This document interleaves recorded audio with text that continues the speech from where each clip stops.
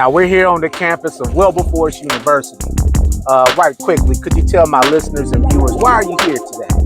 I'm going to be speaking tonight about a graduate of Wilberforce, actually several graduates. One is John Rufus Gibson, Ralph Albert Skull, Ralph Horace Skull, and Dr. Dudley Woodard.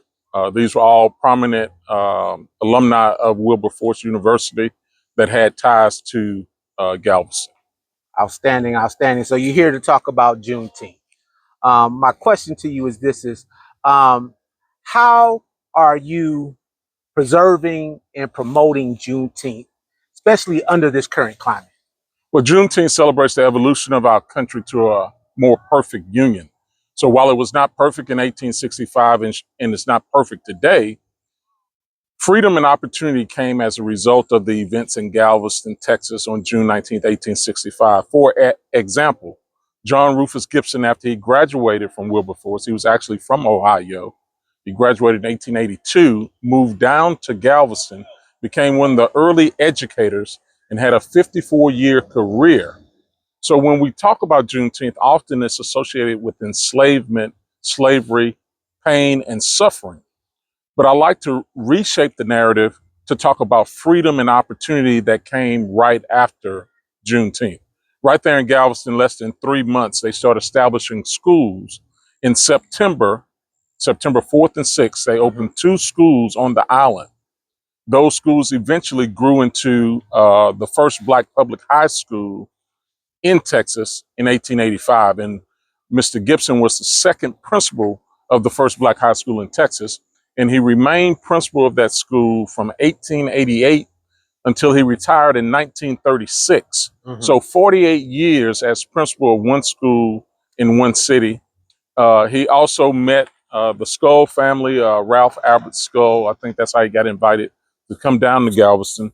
Mr. Skull, his daughter and granddaughter committed over 100 years of teaching there on the island. So education is key to upward mobility, and Wilberforce was part of the foundation of education in Galveston.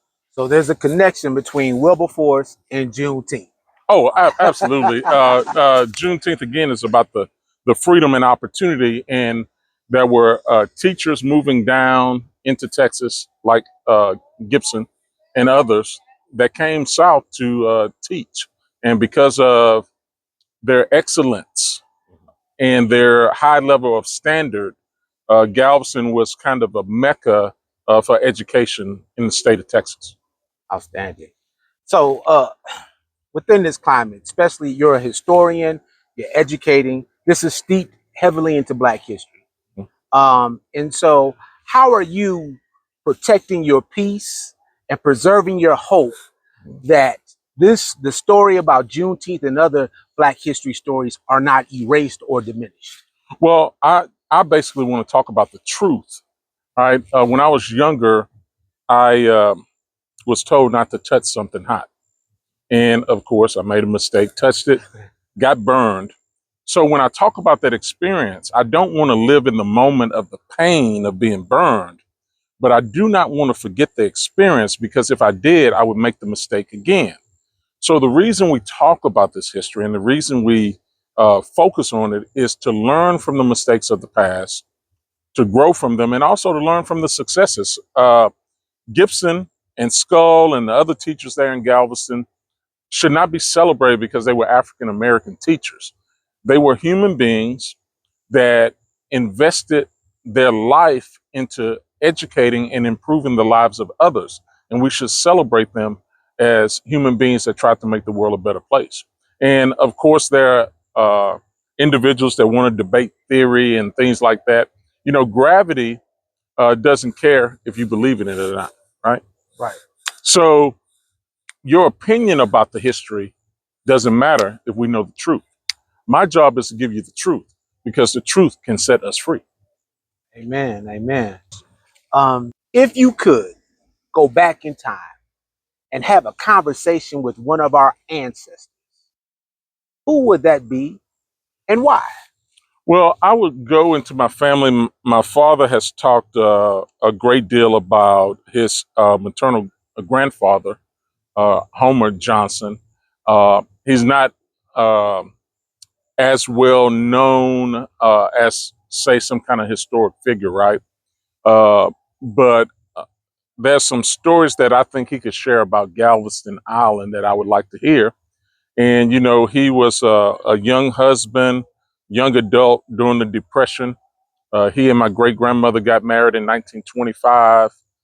They were married 15 years before they got divorced. But sometimes you get one narrative of the history in a family. Mhm. But I like to sit down and see what he would talk about in his life. That's one individual that I would like to know about. I'm thinking about producing a short film about some of the work that he did in Galveston, because he was a collector. Well, you're a collector as well, they would say, right? Yeah, I'm a collecting the history, but in Galveston, you know, Galveston was Las Vegas before Las Vegas. There was a lot of gambling and a lot of things going on in Galveston before it got shut down in 1957 in Galveston. So all the big acts and everybody used to come to the island. And then when all of that got shut down in 57, they moved out to Nevada and Las Vegas, some of the families that were also in Galveston. And the thing is, the stories, one of the stories my dad tells me is that my grandfather, my paternal grandfather, used to tell the story that if that black Buick pulled up, it was about to be on because Mr. Johnson was here. So I'd like to hear some more of those stories. Absolutely. On that.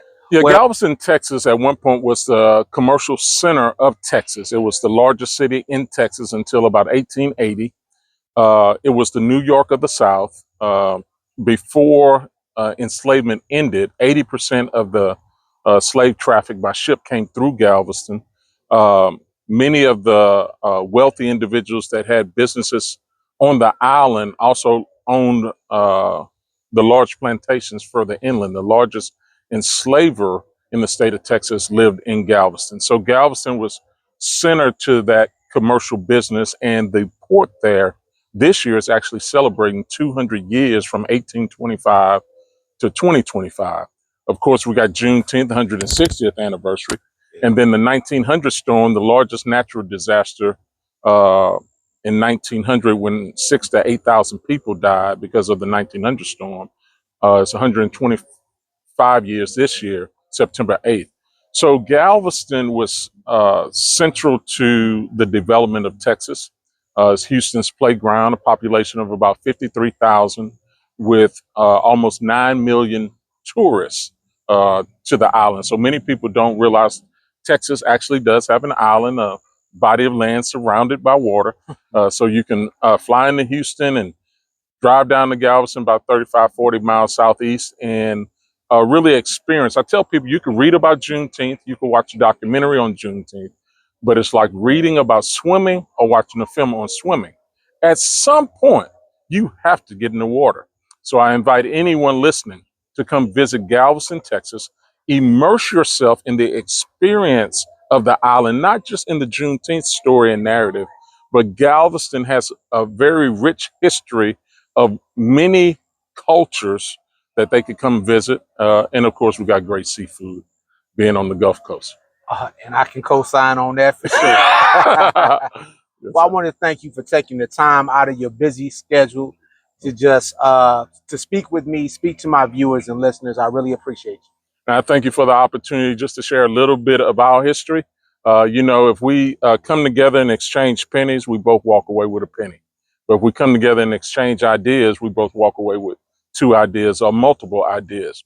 So in the time that I've worked with you, we've been able to exchange ideas. We've been able to encourage each other. We've been able to strengthen each other.